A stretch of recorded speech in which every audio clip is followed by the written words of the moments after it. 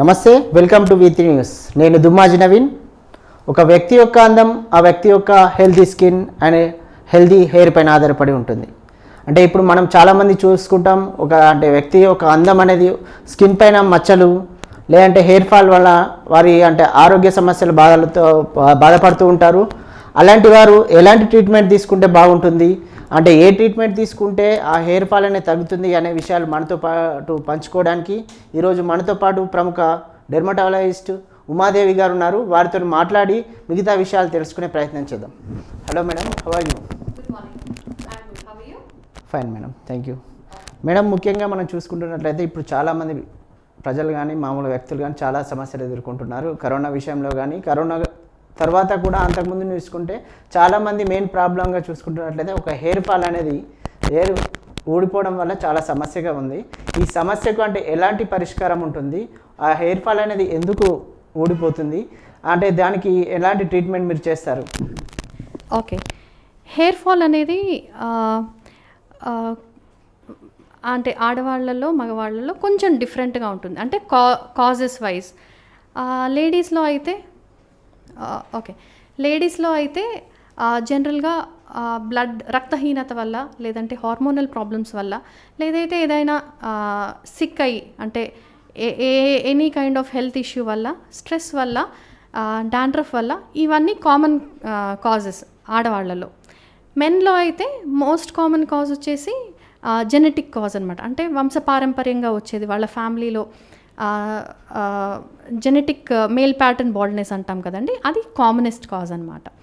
So మన treatment అనేది cause బట్టి ఉంటుంది. ఒకవేళ రక్తహీనత వల్ల అయితే, లేడీస్లో గురించి ఆలోచిస్తే రక్తహీనత వల్ల అయితే రక్తం అభివృద్ధి చెందడానికి ఐరన్, ఫోలిక్ యాసిడ్, అలాగే బి కాంప్లెక్స్ విటమిన్స్ అవి ఇస్తాము. ఒకవేళ ఏదైనా సిక్నెస్ అయ్యి దాని నుంచి కోలుకునే టైంలో, ఇప్పుడు మలేరియా, టైఫాయిడ్, ఇప్పుడు రీసెంట్గా కరోనా, ఇవి వచ్చి తగ్గాక ఫాల్ కొన్ని వారాల తర్వాత స్టార్ట్ అవుతుంది. 4 నుంచి 8 వారాల తర్వాత హెయిర్ ఫాల్ స్టార్ట్ అవుతుంది. అలాంటి వాళ్ళల్లో మనం విటమిన్ సప్లిమెంట్స్, కొంచెం ఒంట్లో శక్తి రావడానికి, అలాగే కుదుళ్ళు గట్టిపడడానికి విటమిన్స్ ఇస్తాము. అలాగే కొన్ని స్కాల్ప్ పైన అంటించుకోవడానికి కొన్ని నరిషింగ్ సీరమ్స్ అనమాట, అందులో కూడా గ్రోత్కి హెల్ప్ అయ్యే సీరమ్స్ అలాంటివి ఇస్తాము. అలాగే షాంపూస్ కూడా ఇస్తాము. డాండ్రఫ్ ఇలాంటి ప్రాబ్లమ్స్ అయితే ఫస్ట్ కొంచెం యాంటీఫంగల్ బేస్డ్ షాంపూస్, కీటకోనోజోల్ కానీ, జింక్ పైరుథైన్ కానీ, సాలిసిలిక్ యాసిడ్ ఇలాంటివి ఉంటాయన్నమాట. అలాంటి షాంపూస్ ఇస్తాము. సో ఈ ప్రాబ్లం జనరల్గా హెయిర్ ఫాల్ కంట్రోల్ అవ్వడానికి మనకి 3 months అలా పడుతుంది. రీగ్రోత్ చిన్న పోయిన హెయిర్ మళ్ళీ రీగ్రోత్ అయ్యి మొలకలు రావడానికి ఒక 5 to 6 months పడుతుంది. అది స్లోగా పెరుగుతుంది. పర్ మంత్ ఒక 1 centimeter పెరుగుతుంది. సో అది థిక్ అయ్యి మనకి ఒత్తయ్యి కొంచెం మంచిగా కనపడడానికి 1.5 years అవుతుంది. అండ్ అబ్బాయిల్లో అయితే బికాజ్ జెనెటిక్ ప్యాటర్న్ కాబట్టి మనం జీన్స్ని మార్చలేము. కాకపోతే ఆ జీన్స్ ఎఫెక్ట్ అనేది హెయిర్ పైన లేకుండా కొంచెం స్టాప్ చేసేలాగా చేసుకోవచ్చు అనమాట. దానికి కూడా విటమిన్స్, కొన్ని టాబ్లెట్స్, ప్లస్ అప్లికేషన్లో మినాక్సిడిల్ అని, ప్లస్ షాంపూస్ అవి ఉంటాయి అన్నమాట. డాండ్రఫ్ లాంటి ప్రాబ్లం ఉంటే జనరల్గా ఒక 2 to 3 months పడుతుంది అది తగ్గడానికి. అది కంట్రోల్ అయితే డాండ్రఫ్ వల్ల అయ్యే హెయిర్ ఫాల్ కూడా తగ్గిపోతుంది. సో కొంచెం లాంగ్ టర్మ్ ఉంటుంది హెయిర్ ట్రీట్మెంట్, కానీ రిజల్ట్స్ చాలా మందిలో చాలా బాగుంటాయి. మీరు ముఖ్యంగా ఇప్పుడు చెప్తున్నారు కాబట్టి డాండ్రఫ్ సమస్య అనేది ఉంటుంది అన్నారు కదా మేడం. అసలు ఈ డాండ్రఫ్ అనేది మామూలుగా మనిషి జుట్టులో ఎలా తయారవుతుంది, ఎందువల్ల వస్తుంది ఆ డాండ్రఫ్? ఓకే, డాండ్రఫ్లో రకాలు ఉంటాయండి. జనరల్గా ఏజ్ వైజ్ మనం చూసుకుంటే చిన్న పిల్లల్లో వచ్చే డాండ్రఫ్ ఏమో జనరల్గా డ్రై స్కాల్ప్, చర్మము కానీ స్కాల్ప్ కానీ పొడిగా ఉండడం వల్ల వచ్చేది కామన్గా ఉంటుంది.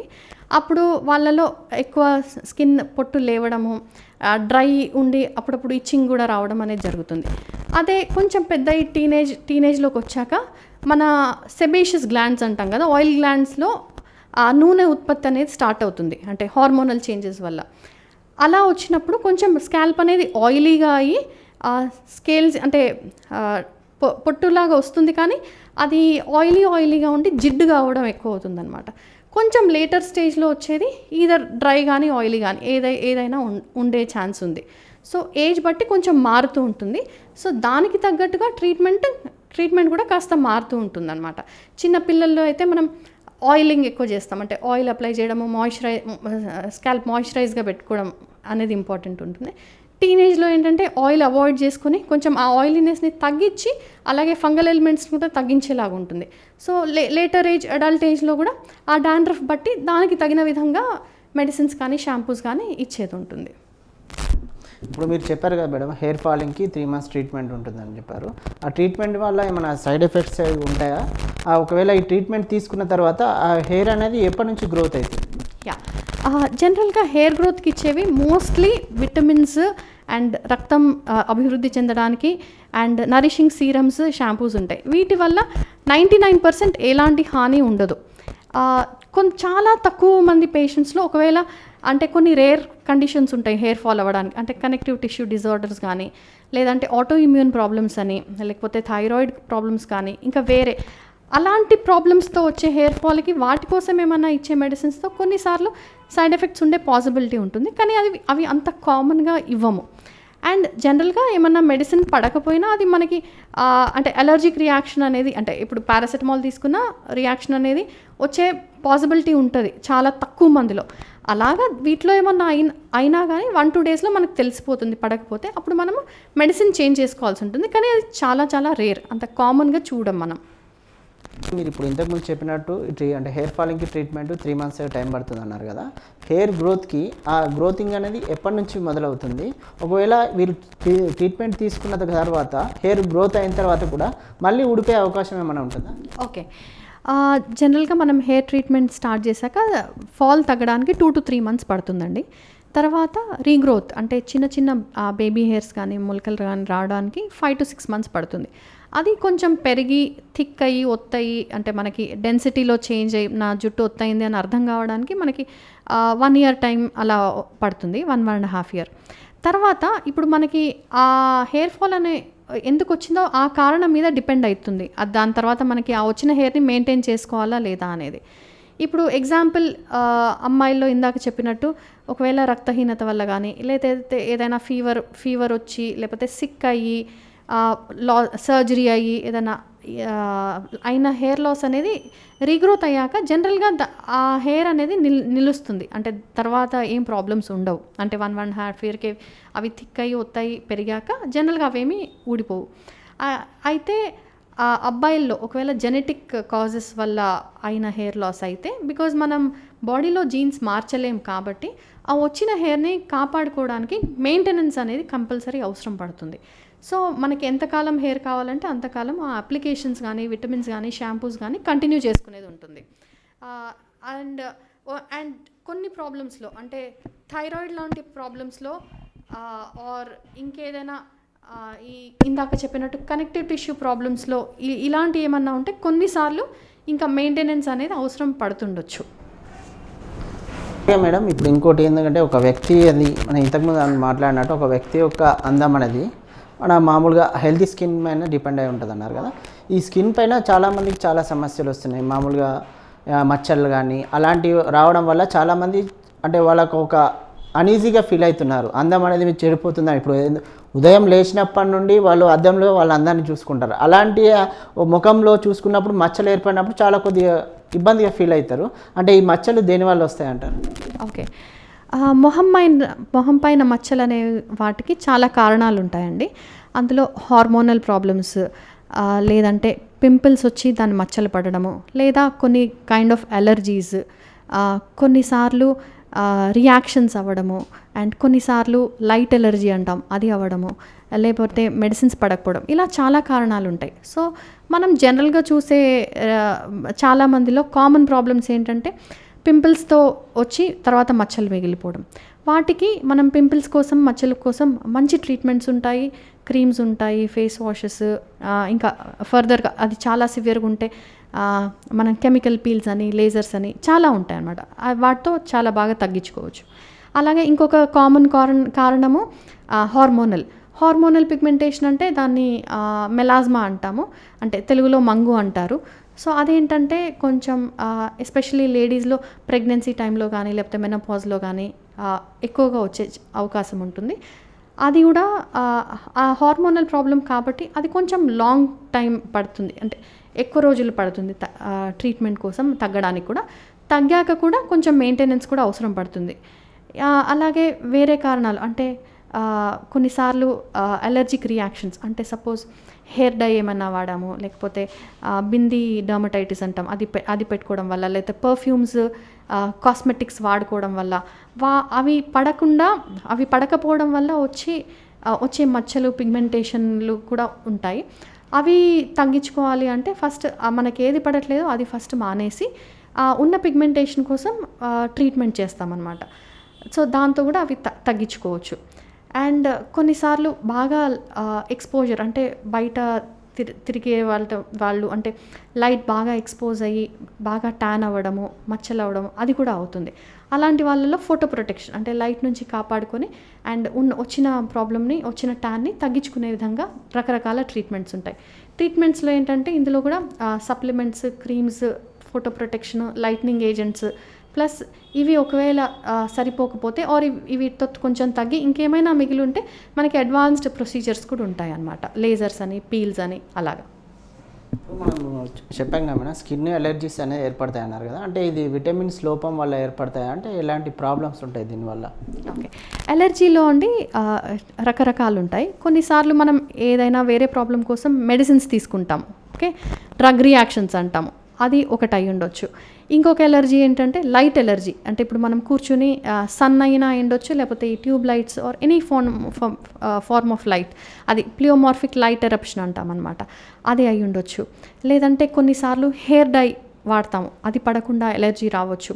ఇంకొకసారి ఇందాక చెప్పినట్టు perfumes, cosmetics, lipsticks, anything, foundations, ఇలాంటివి వాడినప్పుడు అవి పడకపోవడం వల్ల రావచ్చు. సో చాలా రకాల కారణాలు ఉంటాయి ఎలర్జీ అనేది. సో మనం ఎలర్జీ ఎందుకు వస్తుంది అనే కారణం కనుక్కోగలిగినప్పుడు ట్రీట్మెంట్ కూడా చాలా ఈజీగా అవుతుంది. అంటే ఇప్పుడు ముఖ్యంగా మనము హెయిర్ ఫాల్కి కానీ హెల్తీ స్కిన్కి మామూలుగా తీసుకునే ఫుడ్ ఏమైనా సపరేట్గా ఉంటుందా? ఈ ఫుడ్ మనం సపరేట్గా తీసుకుంటే మన హెల్తీగా ఉండే అవకాశం తప్పకుండా అండి. ఎందుకంటే మన స్కిన్ అనేది మన లోపల హెల్త్ని రిఫ్లెక్ట్ చేస్తుంది. అంటే మన లోపల బాడీ హెల్తీగా ఉంటే స్కిన్ ఆటోమేటిక్గా హెల్తీగా ఉంటుంది. లోపల మనం సిక్ ఉంటే స్కిన్ డల్ అవ్వడము, అది మనం మామూలుగానే చూస్తూ ఉంటాం. ఒకవేళ జ్వరం వస్తే చాలా పీక్కుపోయి నిర్జీవంగా అయిపోతుంది స్కిన్. సో మనకు డైట్లో ఆలోచిస్తే మనం హోల్ కంప్లీట్ బ్యాలెన్స్డ్ డైట్ అన్నమాట. అంటే గ్రెయిన్స్ తినడము, ఫ్రూట్స్, వెజిటబుల్స్, అలాగే పల్సెస్, ప్రోటీన్, సాలడ్స్, ఇవన్నీ తగిన మోతాదులో తీసుకుంటే స్కిన్ హెల్తీగా ఉంటుంది. అలాగే జంక్ ఫుడ్ అవాయిడ్ చేయడం కూడా చాలా ఇంపార్టెంట్. అంటే ఈ సాఫ్ట్ డ్రింక్స్ కానివ్వండి, లేకపోతే ప్యాకేజ్డ్ ఫుడ్స్, ప్యాకెట్స్లో వచ్చేవి, డీప్ ఫ్రైడ్ ఫుడ్స్, చాలా ప్రాసెస్ అయిన ఫుడ్స్, ఇవన్నిట్లో ఏంటంటే మనకు తగినంత మైక్రోన్యూట్రియంట్స్ కానీ విటమిన్స్ కానీ పెరిష్ అయిపోతాయి, అంటే దాంట్లో మిగలవు. సో అందులో మనకి క్యాలరీస్ తప్పించి స్కిన్కి, హెల్త్కి అవసరమయ్యే పదార్థాలన్నీ వెళ్ళిపోతాయి. సో అవి అవాయిడ్ చేయడం వల్ల మనం స్కిన్ని బాగా చూసుకోవచ్చు. అలాగే మేడం, మనం ఒక 2 years నుంచి చూసుకుంటున్నట్లయితే ఒక కరోనా పాండమిక్తో ప్రజలు చాలా ఇబ్బంది పడుతున్నారు. ఈ కరోనా పాండమిక్ వల్ల చాలామంది కరోనా బారిన పడి కోలుకున్న తర్వాత కూడా వాళ్ళు ట్రీట్మెంట్ తీసుకుని బయటకు వచ్చిన తర్వాత చాలా సైడ్ ఎఫెక్ట్స్తోని, లైక్ ఇప్పుడు బ్లాక్ ఫంగస్ అని అలాంటివి వాడారు. అంటే మీ దగ్గరికి కరోనా పేషెంట్స్ ఎవరైతే కోలుకున్న తర్వాత ఏదైనా స్కిన్ కానీ హెయిర్ కానీ ప్రాబ్లం ఉంది అని మీ దగ్గరికి ఇప్పటివరకు ఎవరైనా వచ్చారా? వాళ్ళకి మీరు ఎలాంటి ట్రీట్మెంట్ ఇస్తారు? రైట్, ఇప్పుడు కరోనా పాండమిక్లో మేము కామన్గా చూసే ప్రాబ్లమ్స్ చెప్తున్నానండి. కరోనా వచ్చి తగ్గిన తర్వాత ఒక కామన్ ప్రాబ్లం ఏమో హెయిర్ ఫాల్. అది కూడా 4 to 6 weeks తర్వాత స్టార్ట్ అయ్యి ఒక 2 to 3 months వరకు పర్సిస్ట్ అవుతుంది. సో ఇది వేరే ఇతర జ్వరాలు వచ్చినా కూడా అయ్యే ప్రాబ్లం లాగే కనిపిస్తోంది.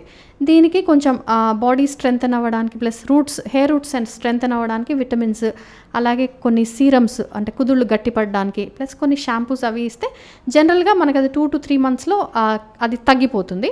అలాగే ఇంకొన్ని నాళ్ళు కంటిన్యూ చేస్తే రీగ్రోత్ కూడా చూస్తున్నాం. సెకండ్ ప్రాబ్లం వచ్చేసి యాక్చువల్ కరోనా ఇన్ఫెక్షన్ ఉన్న టైంలో ఒక తక్కువ percentage, around 15 to 20% of the పేషెంట్స్లో కొన్ని స్కిన్ ర్యాషెస్ కూడా కనిపిస్తున్నాయి.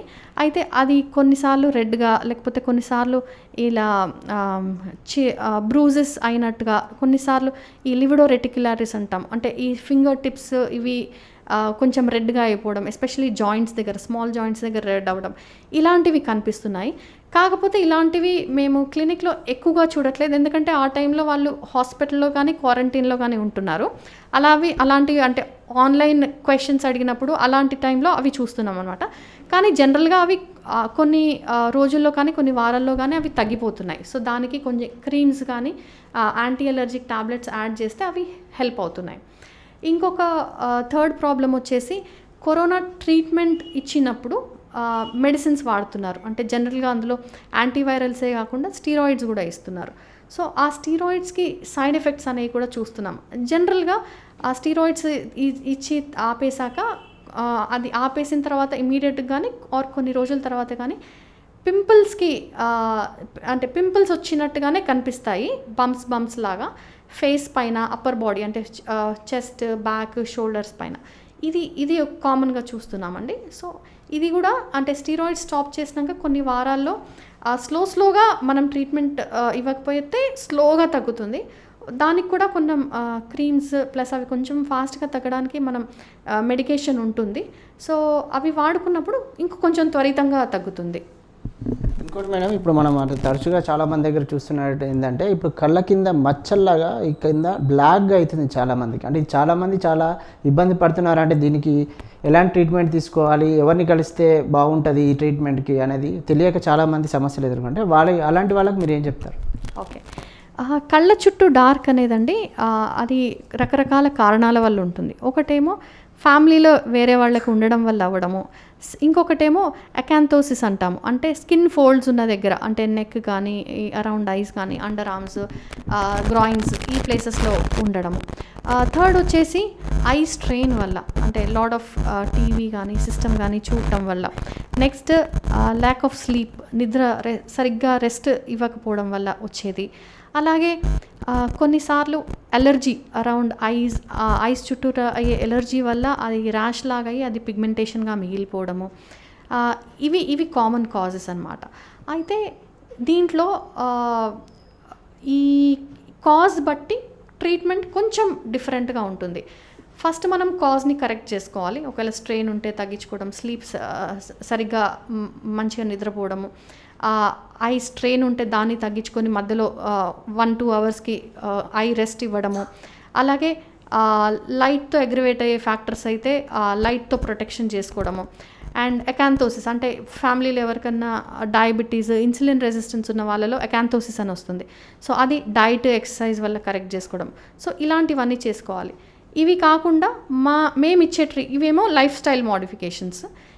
మేమిచ్చే ట్రీట్మెంట్స్లో ఏంటంటే కొన్ని lightning creams plus photo protection, light నుంచి ప్రొటెక్ట్ అయ్యి ఉన్న ప్రాబ్లం ఎక్కువ అవ్వకుండా ఉండడము. అలాగే కొన్ని సప్లిమెంట్స్ అన్నమాట, vitamin C, antioxidants, multivitamins ఇవి ఇస్తాము. అండ్ క్రీమ్స్తో కొన్ని మంత్స్లో మనకి ఇంప్రూవ్మెంట్ కనిపిస్తుంది, అంటే కొన్ని వారాల నుంచి కొన్ని నెలలు పడుతుంది. ఒకవేళ క్రీమ్స్తో కొంచెం తగ్గి ఇంకా ఏమైనా మిగిలి ఉంటే మనం వేరే ట్రీట్మెంట్స్ కూడా ఉంటాయి, మీజో లైట్నింగ్ అని, పీల్స్ అని. సో అవి కూడా అడ్వాన్స్డ్ ప్రొసీజర్స్, అవి కూడా ఆలోచించవచ్చు. ఇంకోటి మేడం, ఇప్పుడు మనం హెయిర్ ఫాల్ అనేది హెల్త్ ఇష్యూస్ వల్ల కానీ మిగతా వాటి వల్ల హెయిర్ ఫాల్ ఉంటుందన్నాం. కానీ ఇప్పుడు మనం జనరల్గా చూసుకుంటే వారసత్వంగా ఒక తండ్రికి ఒక బట్టతల అనేది ఉంటే ఆ కొడుకులకు కూడా వస్తుంది. అంటే ఇప్పుడున్న చిన్న ఏజ్లోనే 25-30 ఇయర్స్లోనే యూత్కి ఆ హెయిర్స్ అనేవి పోతుంది. ఇలాంటి వారికి అంటే సపరేట్గా ముందే ఎట్లన్నా ఫాదర్కి ఉంది నాకు కూడా వస్తుంది అన్నప్పుడు ముందే దాని గురించి సపరేట్ ట్రీట్మెంట్ తీసుకుంటే అదేమన్నా హెయిర్ ఫాల్ ఆగిపోయి మామూలుగా బట్టతల రాకుండా ఉండే అవకాశం. ఓకే, ఇప్పుడు అబ్బాయిల్లో చూసే male pattern balding or genetic balding అనేది ఈ మధ్యలో చాలా యంగ్స్టర్స్లో కూడా చూస్తున్నాం. ఇన్ఫ్యాక్ట్ లేట్ టీనేజర్స్లో 20స్లో కూడా చూస్తున్నామండి. ఇది ఐ థింక్ మన ఎన్వైర్న్మెంట్ చేంజ్, అంటే మనము ఎక్స్పోజ్ అయ్యే కెమికల్స్, పెస్టిసైడ్స్, స్ట్రెస్ వల్ల, అంటే ఇప్పుడు బీపీ, షుగర్లు ఎలా ఎర్లీగా చూస్తున్నామో హెయిర్ ప్రాబ్లమ్స్ కూడా ఎర్లీగా చూస్తున్నాం. ఒకప్పుడు 40స్లో కనిపించే ప్రాబ్లం ఇప్పుడు 20స్లో కనిపిస్తుంది. అండ్ ఇది మెటర్నల్ సైడ్, అంటే మమ్మీ వాళ్ళ తమ్ముడు, తాతయ్య ఇట్ సైడ్ నుంచి ఎక్కువ ఉంటుంది ట్రాన్స్మిషన్, అంటే డాడీ సైడ్ కంటే మెటర్నల్ ట్రాన్స్మిషన్ అంటాం అనమాట.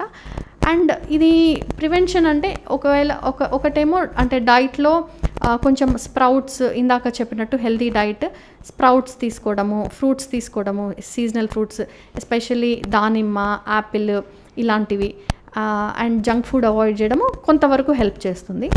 సెకండ్లీ, ఒకవేళ హెయిర్ ఫాల్ ఒకవేళ మనకు స్టార్ట్ అయిందంటే అది స్టార్ట్ అయిన ఎర్లీ స్టేజెస్లో ట్రీట్మెంట్ తీసుకోవడం అనేది చాలా ఇంపార్టెంట్. చాలామంది హెయిర్ పోయాక ఒక 4-5 years or 10 years తర్వాత ట్రీట్మెంట్కి వస్తారు. అప్పుడు ఏమవుతాయంటే ఆ లోపల ఉన్న హెయిర్ రూట్స్, ఫాలికల్స్ అనేవి ఫైబ్రోజ్ అయిపోతాయి, అంటే స్కార్ అయిపోతాయి. అప్పుడు రీగ్రోత్ పొటెన్షియల్ అనేది తగ్గుతుందన్నమాట. సో ఎర్లీగా ట్రీట్మెంట్ కానీ తీసుకోగలిగితే మనం సింపుల్ విటమిన్ సప్లిమెంట్స్, అప్లికేషన్స్, షాంపూస్తోనే మనం హెల్ప్ చేసుకోవచ్చు. అంటే ఫాల్ అనేది ఇంకా ప్రోగ్రెస్ అవ్వకుండా, ఎక్కువ అవ్వకుండా మనం అక్కడితో అంతటితో ఆపుకోవచ్చు. అండ్ కొంచెం అడ్వాన్స్ స్టేజ్లో వస్తే, అంటే కొన్ని ఇయర్స్ దాటి తర్వాత వస్తే మనకి రీగ్రోత్ వస్తుంది. అది ఒక 5-6 monthsకి రీగ్రోత్ వస్తుంది. ప్లస్ ఇందాక చెప్పినట్టు థిక్ అవ్వడానికి ఒక 1 year అట్లా అవుతుంది. కానీ ఇప్పుడు ఒక 1000 follicles పడిపోతే అందులో మొత్తం రాకపోవచ్చు, మనకి 500 or 600 రీగ్రోత్ అవ్వచ్చు. సో మనం లేట్ చేసినా కొద్దీ మనకి రీగ్రోత్ అనేది తగ్గుతుంటుంది. ఎర్లీగా ట్రీట్మెంట్ తీసుకున్నప్పుడు ఏంటంటే మోస్ట్ ఆఫ్ ద హెయిర్ మనకి రీగ్రోత్ తెచ్చుకునే ఛాన్సెస్ చాలా ఎక్కువ ఉంటాయి. క్లినిక్లోనే ఇక్కడ ట్రీట్మెంట్ ఇస్తున్నారు కదా, అంటే మీకు రెగ్యులర్గా అంటే ఎలాంటి పేషెంట్స్ వస్తారు మీ దగ్గరికి? అంటే వారికి ఎలాంటి, అంటే మీరు ఒక ఛాలెంజ్గా తీసుకున్న, కంపల్సరీ వీళ్ళకి ట్రీట్మెంట్ చేసి బాగు చేసిన ఒక సపరేట్గా ఛాలెంజ్ తీసుకున్న ట్రీట్మెంట్ ఏదైనా ఉందా? అంటే కామన్గా వచ్చే పేషెంట్స్ అంటే అండి ఫంగల్ ఇన్ఫెక్షన్స్ ఒకటి చాలా కామన్గా చూస్తున్నాము. ఎందుకంటే ఇప్పుడు స్వెట్టింగ్, ఫ్రిక్షన్ వల్ల చాలా ఎక్కువ పర్సంటేజ్లో చూస్తున్నాం. దాంతో ఏంటంటే అది ఫ్యామిలీ మెంబర్స్లో స్ప్రెడ్ అవ్వడము, ప్లస్ తొందరగా తగ్గకపోవడము, అంటే ఈదర్ పేషెంట్స్ ట్రీట్మెంట్ ఫుల్గా తీసుకోకపోవడం కానీ, లేకపోతే తగ్గిందని స్టాప్ చేస్తే మళ్ళీ పక్కన వాళ్ళ వల్ల రావడం కానీ, ఇవి చాలా కామన్గా చూస్తున్నాం అనమాట. సో ట్రీట్మెంట్స్లో ఏంటంటే డాక్టర్ అడ్వైస్ చేసినట్టు ట్రీట్మెంట్ తీసుకొని కంప్లీట్ కోర్స్ ఫినిష్ చేయండి. మధ్యలో ఆపేస్తే ఏమవుతుందంటే ఆ ఫంగస్ రెసిస్టెంట్ అవుతుంది డ్రగ్కి. సో మనం తర్వాత మంచి మెడిసిన్స్ ఇచ్చినా కానీ అది పనిచేయకపోవడము, అండ్ ఆ డ్రగ్ రెసిస్టెంట్ స్ట్రెయిన్స్ అనేవి స్ప్రెడ్ అయ్యి కమ్యూనిటీలో, ఫ్యామిలీలో స్ప్రెడ్ అయ్యి వేరే మెడిసిన్, హయ్యర్ మెడిసిన్స్కి వెళ్ళాల్సి రావటము, ప్లస్ ఆ రెసిస్టెంట్ స్ట్రెయిన్స్ని, అంటే ఇప్పుడు కరోనా కూడా చూస్తున్నాం, అది మ్యూటేట్ అయ్యి స్ట్రాంగ్ అయ్యి మన వ్యాక్సిన్ పనిచేయట్లేదు. అలాగే ఇవి కూడా అవుతాయి అన్నమాట, ఫంగస్ కానీ బ్యాక్టీరియా. సో కోర్సెస్ అనేవి కంప్లీట్గా తీసుకుంటే మనకి క్యూర్ అనేది చాలా ఈజీగా వస్తుంది. మధ్యలో మానేస్తే ఇబ్బంది మళ్ళీ మనకే అవుతుంది. మనకే కాకుండా మన సొసైటీలో కూడా ఆ ప్రాబ్లం పెరుగుతూ ఉంటుంది అది. అండ్ ఇంకా కామన్గా చెప్పాలంటే యాక్నే ఒకటి చాలా కామన్. నెక్స్ట్ అంటే పింపుల్స్, టీనేజ్ కాబట్టి, హార్మోనల్ కాబట్టి చాలా మందిలో చూస్తూ ఉంటాము. అండ్ అది ఇందాక చెప్పినట్టు కొంచెం డైట్, అంటే ఎస్పెషలీ మిల్క్ ప్రోడక్ట్స్ అవాయిడ్ చేయడం వల్ల, ప్లస్ ఈ డీప్ ఫ్రైడ్ ఫుడ్ అవాయిడ్ చేయడం వల్ల, ఈ especially milk and milk based sweets, cheese, paneer, ఇవి అవాయిడ్ చేయడం వల్ల చాలా హెల్ప్ అవుతుంది.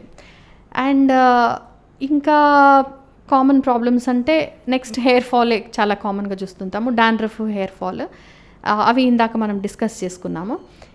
నెక్స్ట్ పిగ్మెంటేషన్ ప్రాబ్లమ్స్ చూస్తుంటాము, హార్మోనలే కానీ, ఈ అలర్జిక్ రియాక్షన్సే కానీ, హెయిర్ డై రియాక్షన్స్ కానీ, ఇవన్నీ కూడా కామన్గా చూస్తుంటాము. అండ్ ఛాలెంజింగ్గా తీసుకుని చేసిన ట్రీట్మెంట్స్ అంటే అవి చేస్తుంటాము. కానీ ఇప్పుడు కరోనా టైం కాబట్టి ఈ మధ్య కాలంలో అయితే అలా రిస్క్ చేసినవి లేవు ఈ పాస్ట్ 1.5 yearలో. బికాజ్ అల్టిమేట్గా ఏదైనా ఎమర్జెన్సీ అయితేనే క్లినిక్కి రమ్మంటున్నాము, అదర్వైజ్ ఆన్లైన్ కన్సల్టేషన్సే చేయడానికి ట్రై చేస్తున్నాం for everybody safety. Okay, thank you madam. మీ యొక్క అమూల్యమైన సమయాన్ని మాకు కేటాయించి మాతో పాటు మా ప్రేక్షకులకు కూడా విలువైన సమాచారం చూశారు కదండి. ఇది ఈరోజు మన డాక్టర్తో ముఖాముఖి కార్యక్రమంలో. మరొక కార్యక్రమంలో మరొక అంశంతో కలుద్దాం. అంతవరకు చూస్తూనే ఉండండి V3 న్యూస్, లక్ష్యం సమాజహితం. కెమెరామెన్ గురుమూర్తితో నవీన్, V3 న్యూస్.